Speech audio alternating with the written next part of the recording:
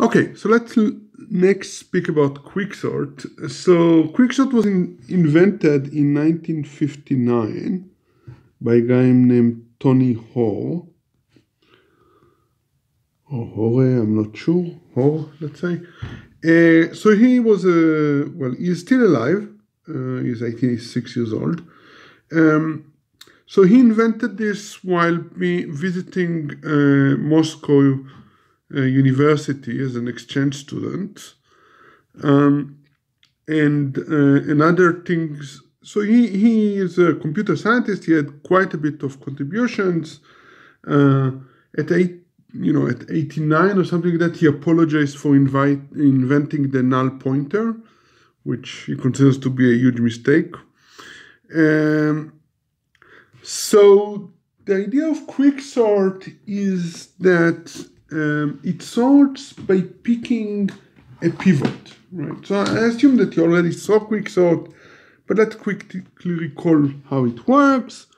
You have an array, you pick some element, which we call the pivot, and then you split the array into all the elements that are smaller than the pivot, all the elements smaller than the pivot itself, and then all the elements larger than the pivot. And then you recursively sort the portion of smaller than the pivot, the portion that is bigger than the pivot, and then you have a sorted array. And the important thing is that this partition, this moving from the array, splitting the array into the smaller element and bigger element with the pivot, this can easily be done, right? You can write a very tight, spiffy code that does it, that move all the things into the array, into the two sides, and it's very efficient. Compared to the merge sort we had seen, you are doing significantly less copying. And in practice, in fact, QuickSort works quite well. It's much faster, in fact, in practice than things like merge sort. At least if you're lucky with choosing the pivot, because as we will see, if you don't choose the pivot correctly, things can be bad. Okay, so I covered this.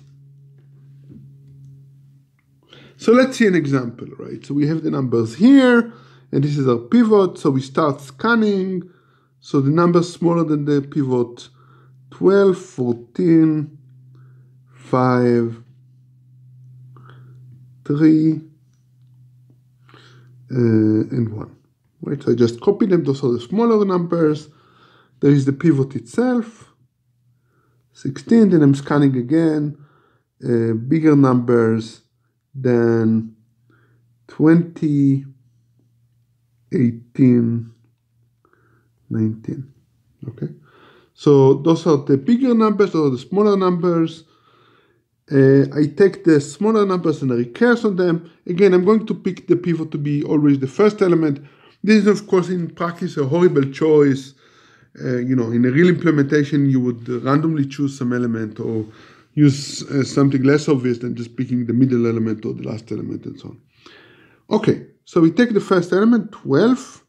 And again, we copy all the elements smaller than the pivot here. And 12, right? And then we copy all the bigger element, which is 14. So this is this sub-problem. 16, there is nothing to do. Then we have this sub-problem. This one here. So 20, nothing is, 18 and 19 are smaller than the pivot. And this is the pivot. So we recurse on 18 and 19. This is a sub-problem. Okay, let me continue here. 5, 3, 1. We pick 5 as a pivot, so 3, 1, 5. Right? There are no bigger element. This is the sub-problem. 3, 1. We split 1 and 3. 3 is the pivot. And right, and then we go up. Right. So, and then you indeed see that we have this sub-problem now sorted, right? Because if 1, 3. 5 is copied, 12 is copied, 14 is copied, 16 is copied, right? So the first half of the array is sorted. Now here 18 is the pivot, 18 is the pivot, so the bigger element is 19, and then the recursion bottoms out. So now we do the conceptually now the array is 18, 19, and 20. So indeed the array is sorted. So this is how QuickSort works.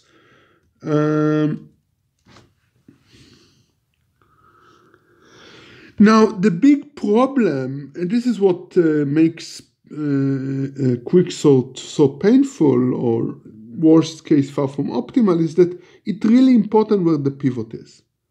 And I don't care about where the pivot is in the beginning. I care about the pivot after we partition, right? Now, if we are lucky and we partition, the pivot is somewhere in the middle. It doesn't have to be exactly in the middle, but close to the middle, then it's fine. We get essentially the recursion tree is become a binary, like a binary tree. The depth is going to be logarithmic, and the running time is going to be log n. So that's fine. The problem is that somehow maybe we are playing against a really nasty adversary, and for example, the array is already sorted, right? So think about the case where the array is already sorted. I don't know. And we do the stupid thing of always choosing the pivot to be the first element, right? Then what happened is that the recursive calls are going to be those recursive calls, right? 2, 3, right? Every suffix of the array is going to be a recursive call. Every one of those recursive calls, we have to spend linear time in the size of the problem, right? And so on. So if you think about the total running time, this is going to be omega of n squared, right? So you can, as such, the running time in the worst case for QuickSort is n squared. If we are lucky, then in the middle, it's n log n. And in practice, if you're lucky, if you choose the pivot randomly and so on, the running time is going to be n log n. If you look on implementation of sorting in standard libraries, they use much more elaborate algorithms where essentially those algorithms check essentially if the array is already sorted or very close to sorted, and if so, they work in linear time, and they start applying recursion only if they have to. So it's kind of interesting. That this is kind of the basic building block, but in practice, you want to check if the input is already sorted, because it's very common that in practice you sort something that somehow you read it and already the provider of the data already sorted it, and you don't need to really resort it. And if you use QuickSort, the stupid QuickSort, then you would spend quadratic time.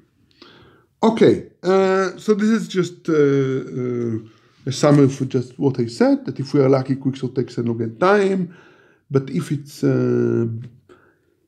we choose badly, then the recurrence of the QuickSort running time is going to be this t of n is tn minus 1 plus O of n, and the solution to this recurrence is quadratic, which is very bad. So that we don't want this to happen. Okay, so this was QuickSort and a quick analysis.